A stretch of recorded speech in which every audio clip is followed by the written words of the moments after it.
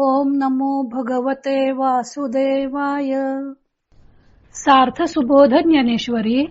लेखन आणि वाचन सौ मनीषा भास्कर अभ्यंकर, महाराष्ट्र, मिरज 416410. अध्याय पहिला. अर्जुन विषाद योग. संजयाचे धृतराष्ट्राला उत्तर भाग पहिला. ओव्या आहेत 88 ते 91 आणि गीतेचा श्लोक आहे दुसरा. धृतराष्ट्राने संजयाला विचारले होते की युद्धाकरता जमलेल्या माझ्या मुलाने आणि पांडवांनी काय केलं, त्याचे संजय आता उत्तर देत आहे. श्लोक दुसरा.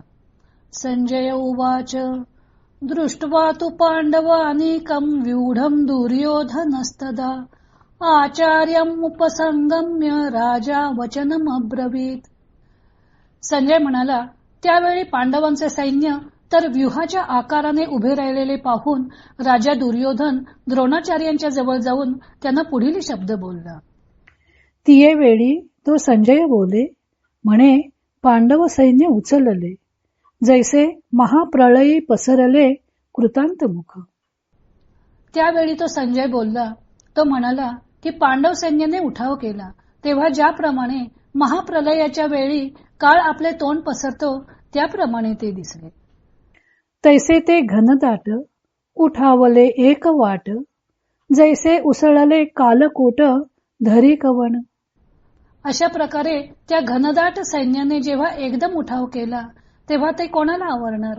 जसे काळकूट एकदा उसळले म्हणजे त्याचे शमन करण्याला कोण समर्थ आहे. ना तरी वडवानलू साधुकला प्रलय वाते पोखला सागर शोषुनी उधवला अंबरासी. अथवा वडवानल म्हणजे समुद्राच्या पोटातील अग्नी एकदा पेटला तशात त्याला प्रलयकालच्या वाऱ्याने हात दिला म्हणजे तो ज्याप्रमाणे सागराचे शोषण करून आकाशापर्यंत भडकतो. तैसे दळ दुर्धर नाना व्यूही परिकर अवगमले भयासुर तिये काळी. त्याप्रमाणे न आटोपणारे ते सैन्य अनेक व्यूह रचून सज्ज झालेले असल्यामुळे त्यावेळी फारच भयंकर भासले. गीतेमध्ये संजय धृतराष्ट्राला सांगत आहे की पांडवांनी रचलेला तो सेनेचा व्यूह पाहून दुर्योधन द्रोणाचार्यांच्याकडे जाऊन म्हणाला. तो काय म्हणाला ते संजयानं पुढच्या श्लोकामध्ये सांगितलेलं आहे. ज्ञानदेवानी प्रथम पांडवांच्या सैन्याचे वर्णन केले आहे. त्यासाठी त्यांनी मुख पसरलेला यम, उसळलेले काळकूट विष आणि समुद्राच्या पोटात असणारा वडवानल अशा 3 प्रतिमांचा वापर केलेला आहे. पांडवांचं सैन्य त्यांना यमाने पसरलेल्या मुखासारखं दिसत होतं. महाप्रलयाच्या वेळी यमाने आपले तोंड उघडले की सर्व प्राणीजातांची त्यामध्ये आहुती पडते. तसे हे पांडवांचे सैन्य खवळलेले होते व त्याने कौरवांवर चढाई करण्याचा निश्चय केलेला होता. आता या सैन्याला आवरून धरणं फार कठीण होतं. हे सैन्य म्हणजे जणू काही उसळलेले काळकूट विषच.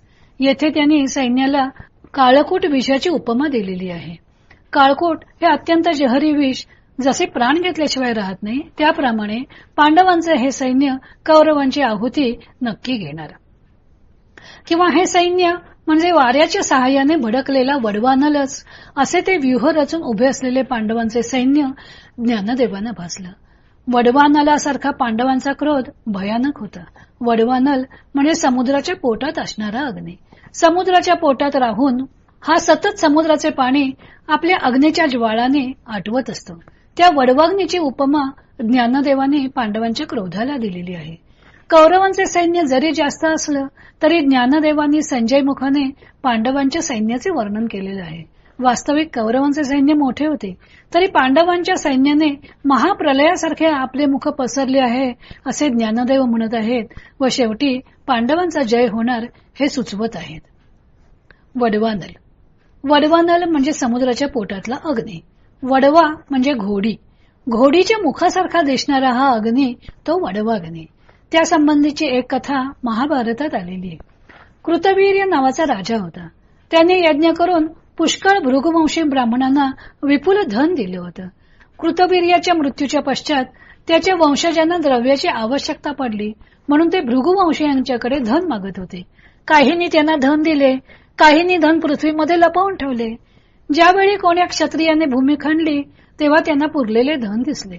तेव्हा क्षत्रिय चिडले व दिसेल त्या भृगुवंशीयाला ठार मारू लागले. नंतर हे भृगुवंशी यांच्या गर्भस्थ बालकांचा सुद्धा संहार करू लागले. तेव्हा भीतीने भृगुवंशी यांच्या स्त्रिया हिमालयात गुहेत लपून राहिल्या. क्षत्रियांना जेव्हा या गोष्टीचा पत्ता लागला तेव्हा त्यातील एका ब्राह्मण स्त्रीच्या गर्भाची हत्या करण्याकरता ते सरसावले. तेव्हा त्या ब्राह्मणीचा और्व नावाचा गर्भस्थ शिशू बाहेर आला व त्याच्या डोळ्यातील तेजाने त्या क्षत्रियांची दृष्टी गेली. क्षत्रियांनी संपूर्ण भृगुकुळाचा नाश आरंभलेला आहे हे जाणताच त्याचा क्रोध उफाळून आला होता आणि त्याने सर्व लोकांवर विजय मिळवण्याचा निश्चय केला. त्यासाठी त्याने तपस्या केली. तेव्हा त्याचे पितर त्याच्या जवळ येऊन म्हणाले, बेटा और्व, तू हे कृत्य करू नकोस. हा क्रोध तपस्याजनित तेज दूषित करणारा आहे. तेव्हा तू हा क्रोधच मारून टाक. त्यावेळी पितरांच्या सांगण्यावरून त्याने आपला क्रोधाग्नी समुद्रात टाकला आणि त्या अग्नीने घोडीच्या मुखाचा आकार धारण केलेला आहे. आजही तो अग्नी आपल्या तोंडातून अग्नीच्या ज्वाळा सोडून समुद्राचे पाणी पित आहे. अशी ही कथा महाभारतात आदी पर्वात आलेली आहे. पुढे दुर्योधन द्रोणांना काय म्हणाला ते संजय धृतराष्ट्राला सांगत आहे. तो भाग आपण उद्या पाहू.